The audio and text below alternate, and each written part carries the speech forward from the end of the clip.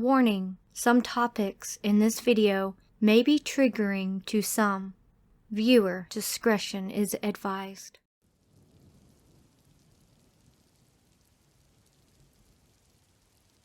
Hello everyone, this is my first post, so please no bashing.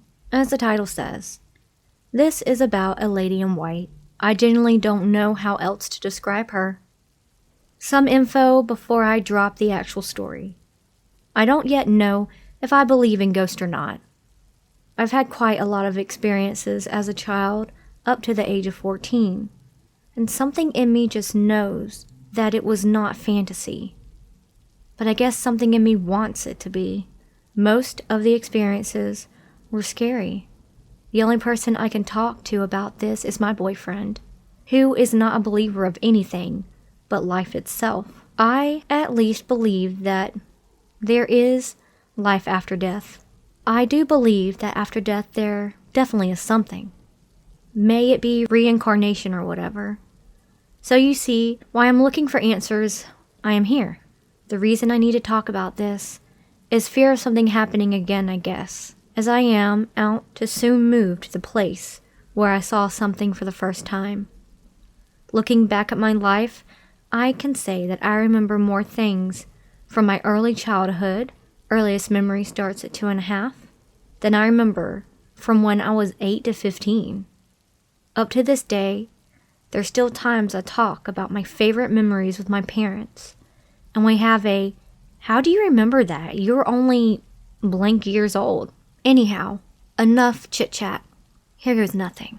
So as a toddler, my parents were struggling financially, as I wasn't quite planned. They were working double jobs at night. They both worked at the same gas station, meaning I would spend a lot of nights at my grandparents' place. I never met my actual grandmas. Both died when my parents were between the ages of 16 and 17, and both of my granddads married again. The apartment in which my grandparents' mother's side lived in is the apartment where my mom grew up in. So it's been in the family for quite some time. My actual grandmother died in it, if that matters. She was found dead, and apparently it was a natural death. But everyone who knew her said she was in an unhappy marriage. I remember that one night I was sleeping over at that house. I must have been 4 or 5. I absolutely loved my not actual grandma and my grandpa, and they loved me. I was always happy spending time there, even though there was another room with a bed in it. I would always sleep between them and their bedrooms at night. The house was about 500 meters away from the next church, and churches in Germany ring at every hour, middle of the night or not. I can't remember how many times it rung, but I remember that the bell woke me up for the first time ever that night. I do not know that it rang more than one time though, which means it was a full hour ringing. When I opened my eyes, I saw a lady in a long white dress at the end of the bed, smiling and staring at me. She had long wavy hair, had a kind of glow, meaning I could see her and her facial features very clearly in the dark room. And she was calling my name and reaching her arms out. I started breathing very shakily and just about to cry, and she continued. Now she was telling me to go to her, that she was my mother. I vividly remember being really afraid. I started crying in panic and repeating, "You are not my mama. You are not my mama," until I woke up my grandma. The moment she opened her eyes, the ghost disappeared, and that was the last time I saw it. It was a long time, and a hot chocolate for me to calm down and go back to bed. Now here's the part that creeps me out even more. When I went to the kindergarten the weekend after that, I told my friends about it. They just shrugged it off and told me they've all seen her, that it was normal. Now, of course, that may be just a kid thing of wanting to be included, but up to this day, I found it really fucked up. The reason why I'm only coming out with this story now is because my grandma will be moving out soon, and my boyfriend and I will be moving in. We're moving in because financial reasons. Since it's my family's apartment, we will be paying a ridiculously low price for rent. My boyfriend wants to start a new career and possibly go to university again. So the first 3 years of a new career are always tough.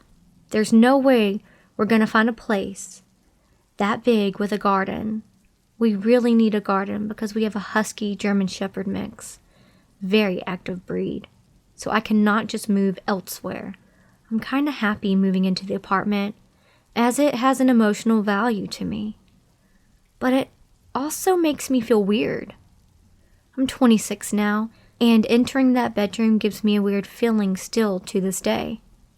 I just want my mind to come to ease when thinking about the move. Has anyone in here experienced or seen something similar? Do you reckon it was all children's fantasy, or could it really have been something? Thanks for taking the time to read this. Have a good day.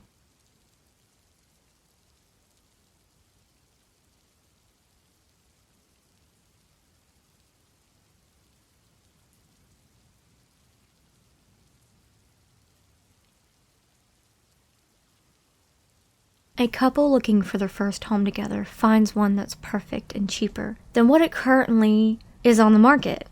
It's a little worse for wear, but with a little TLC, it would be a good home that they could raise their family in.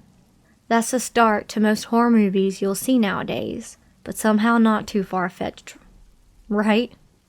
My girlfriend Sarah and I were that couple. We are young, in love, and wanted to live together so badly that we gathered up what little money we had to find our own place. Honestly, I was content with an apartment in the middle of town, but she convinced me that a mortgage would be cheaper and assured me it would be worth it in the long run. I wanted to rip my hair out as we searched for a house that we wanted within our price range. Everything was so ridiculously overpriced that we almost gave up until we got a phone call from my mom. She had heard from a friend of a friend who knew someone that was putting their house up for sale.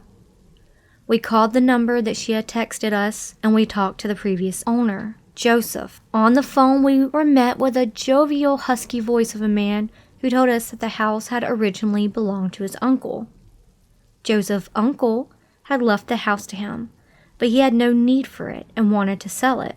Sarah and I were trying to contain our excitement when he told us how much he wanted for the home, so we quickly made arrangements to check the house out before we made any deals. The following morning, we went to the address he had sent us. The house was in a rural area, about 30 minutes away from town, and when we got there, we were in awe. It was so picturesque, with its long gravel driveway that led us to the beautiful faded white farmhouse. To be honest, I was still in shock at the price Joseph had set. This was a lot of house and land. There had to be something wrong with it, right? When we reached the house, there was a small red truck parked at the end of the driveway.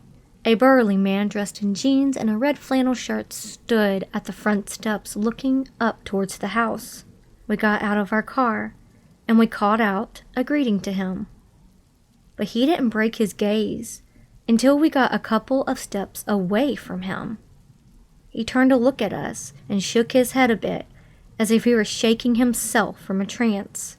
"Oh, sorry about that. Haven't had my coffee yet," he said as he turned to face us, flashing us a cheerful grin. "So what do you think? Quite a beauty, huh?" "Oh, it's so cute," Sarah answered as she stepped beside me. I let out an awkward chuckle as I responded, "Yeah, it's almost too good to be true." Joseph looked at the both of us, then back towards the house. "Yeah, well, it'd be a shame to let such a good house go to waste, and I know how hard it is to get a house these days. Anyways, come on, let me show you around." We followed him up a couple of steps and through the front door. He gave us a bit of history as he showed us around the house. It was built in the mid-'80s by the family of his uncle's wife. They moved in after they had married to take care of her parents. Up until they had passed, they stuck around, didn't have a family of their own, and Joseph told me that they had both also died here. I turned to look at my wife to see that she was pale as a sheet So, people have died here? Sarah said in a low voice. Joseph, smiling, face suddenly dropped as she asked the question. He forced a smile and asked, "Oh, is that a problem?" Before she could respond, I cut in with a sharp, "Oh no, not at all." Her face looked up at me with a mix of shock and anger as she grabbed my arm to pull me to the side. "Are you fucking serious right now?" she shouted at me under her breath.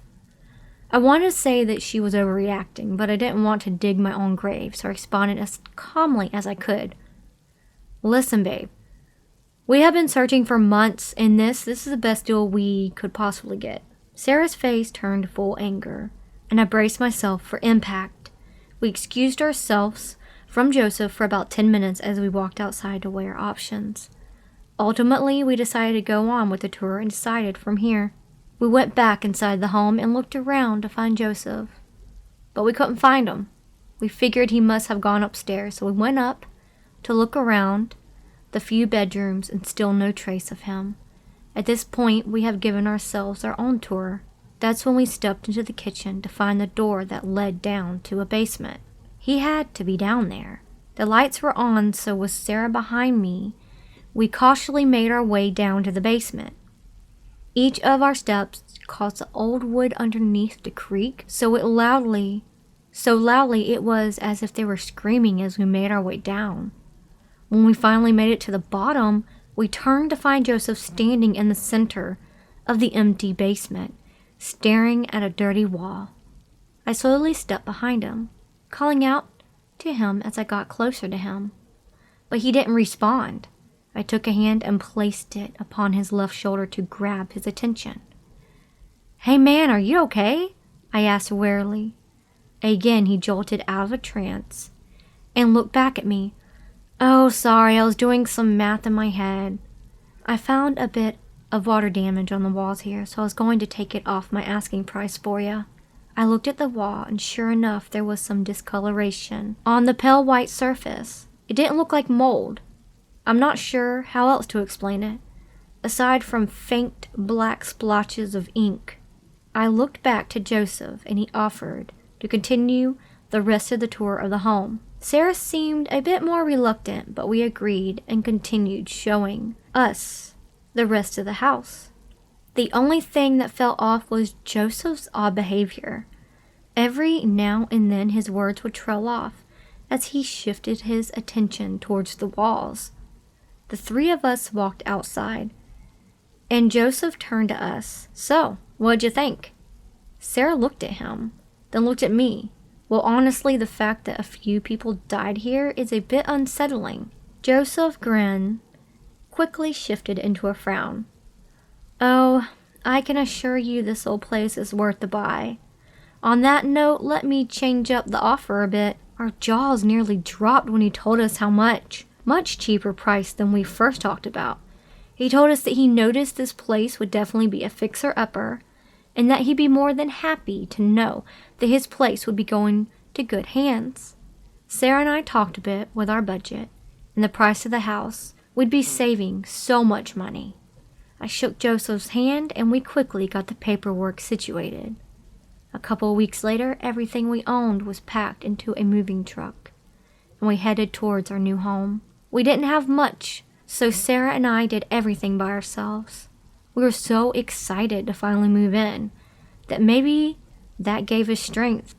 Thanks to all of the money we saved and Joseph's generous offer, we were able to get some furniture delivered, but that was going to take a bit longer, so all we had was my mattress. We decided to drop off all of our boxes into the living room, then decided where everything goes afterwards.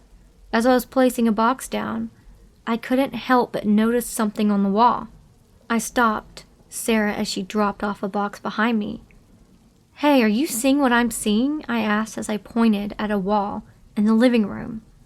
She followed the direction of my finger and saw that on the wall, what looked like a very faint black stain that looked eerily similar to a face. I stepped closer to the wall, and sure enough, there was what looked like outlines of a head, long hair, that had stretched like tentacles, 2 beady eyes and pursed lips. I know that the human eyes tries to find faces and things, but this was uncanny. I placed my hand upon the image on the wall. I felt cold stings underneath my fingertips. Sarah let out a little chuckle. Fixer-uppers, right? We'll paint over it or something.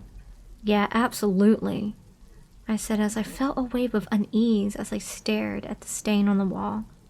It looked as though the face, or what looked like a face, its eyes were staring at me. We continued the rest of the day unpacking and putting things in their new spots. It goes without saying that we were completely exhausted. That afternoon, we went back to the town to grab dinner. We raised our glasses to a job well done and chowed down on some food. I tried to shake this feeling of unease, but in my mind I kept remembering that damn stain on the wall. That face. It was around 8 o'clock when we finally returned to the house to see that the front door was wide open and all the lights were on. I told Sarah to call the cops. I rushed inside the house to see if there was an intruder.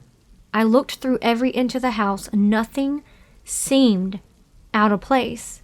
I didn't find anyone at all. I went down the stairs into the basement and I froze in place as I looked on the wall. The stains on the wall, there were now faces, about 6 of them, now formed on the wall of the basement that Joseph was staring at. Despite being a faint outline, I could make out the same feature on each one. All of them were staring at me, and each one of them had their mouths open in a silent scream. "Honey," Sarah called to me from upstairs, and I heard another set of footsteps with hers. I went back upstairs to see Sarah with a police officer.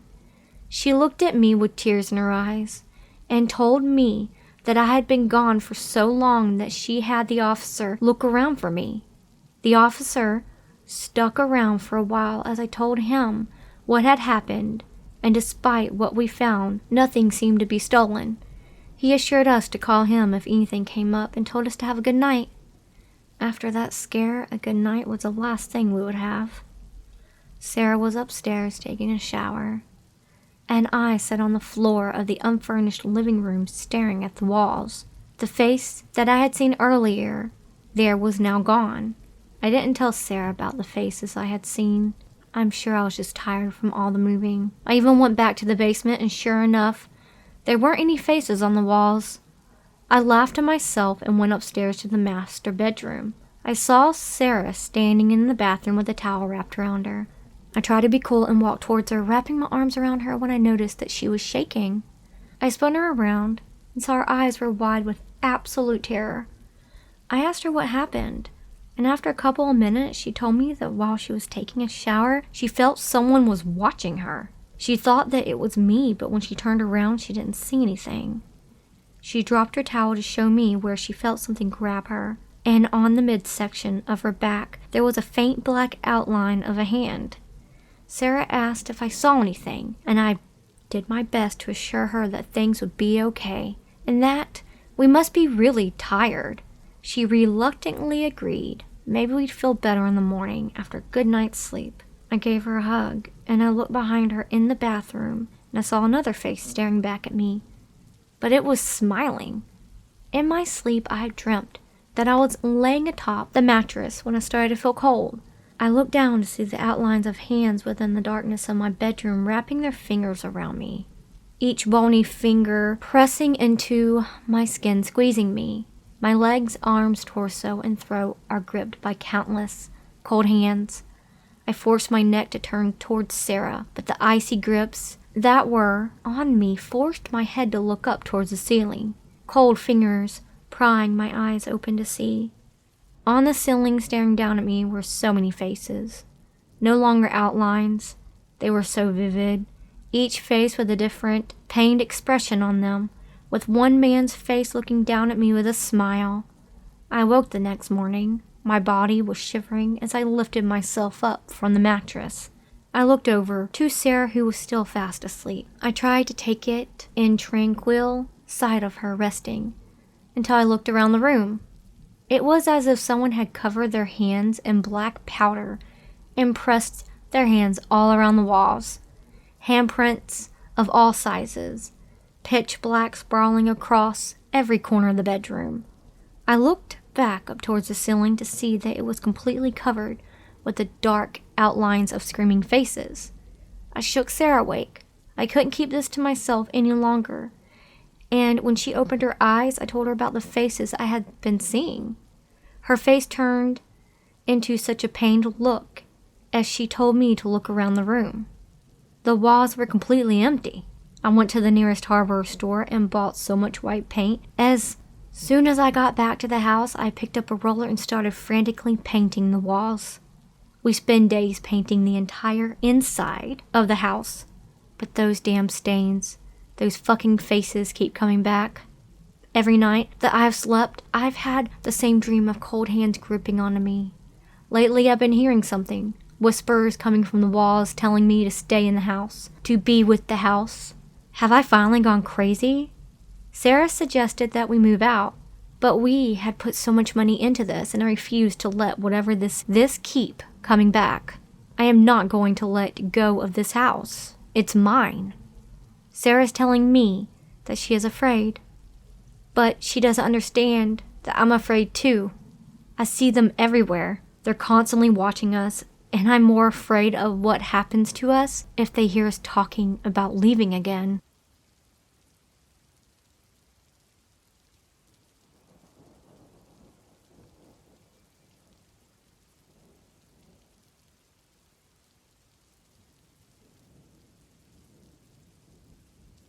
Back in 1997, I was asked by my manager to help him move out of his mom's old house. I figured as long as I'm getting paid, no problem. I knew she had died and him being the oldest son was taking care of her at her house. He was a man in his 50s, so his mother had been living in the house since the late 1950s to 60s by the look of the stuff. I was to bring out the stuff from the bedrooms into the large living room, and then he would tell me what went in the truck and what went in the garage. I would take out everything from the bedroom, then sort the closet. In every bedroom, I would do that. I would turn from the closet and step on something that had not been there before, like a toy car or a rolling pin. There was a box in the living room next to the phone, and I could feel some very unwelcoming vibes coming from it. On the third bedroom, he wanted me to take the side tables the box was lying on to the garage. I did and asked where you want the box. He said just put it over there on the couch. I did and I cleared the third bedroom. On the way out of the closet, I looked around and didn't see anything to trip on. I carried 2 boxes and tripped on a broom had been placed at the doorway out of the room. This was his mom's room, and I fell flat on my face on top of the boxes because I didn't see it because I was carrying the boxes. I had to now move the couch into the garage and put the boxes on the floor in front of the fireplace. I was almost done, and my manager was cleaning out the kitchen all this time. I was working fast now because the feeling of dead was getting to me. I had 1 closet left in the living room. When I turned with the box, I almost fell because I had stepped on a rotten banana on the floor behind me. I asked my manager, pretty angry at this point, if he had placed it there. He was a serious older man. It was like, you're kidding me, right? I was like, forget it. I was done, and took the last things to the garage and moving truck. I stopped and asked him where the box by the fireplace went. It was the last thing in the house. He said, Mom goes in the garage. She left the house to my brother so he can take her. I picked it up and sure enough, it was the LA coroner marked ashes and had a woman's name. I thought to myself, why you wanted me gone so badly? You probably don't know you're gone. I placed her in the garage and was very happy to be leaving.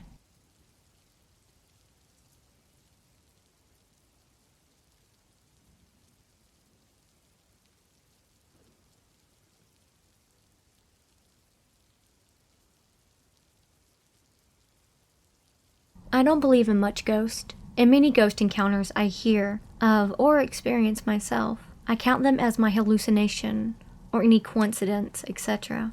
but still this childhood event doesn't make sense to me. I tried to make many assumptions proving it could be my own imagination, but it seemed so real. Me and my sister were in our room playing, and my parents were in the TV room. Father was watching TV and Mom was in the kitchen area.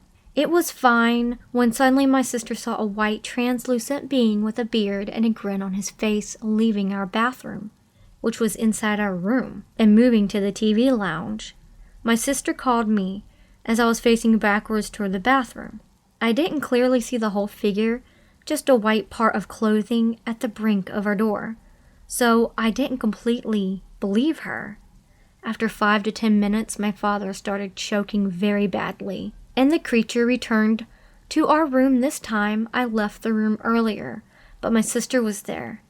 The creature this time made very evil loud laughter that I heard, and my sister then ran out of the room after hearing it. My father, after this laughter, after choking badly, fainted, and my mom was outside calling an ambulance on phone. It's been years. Everything is fine now.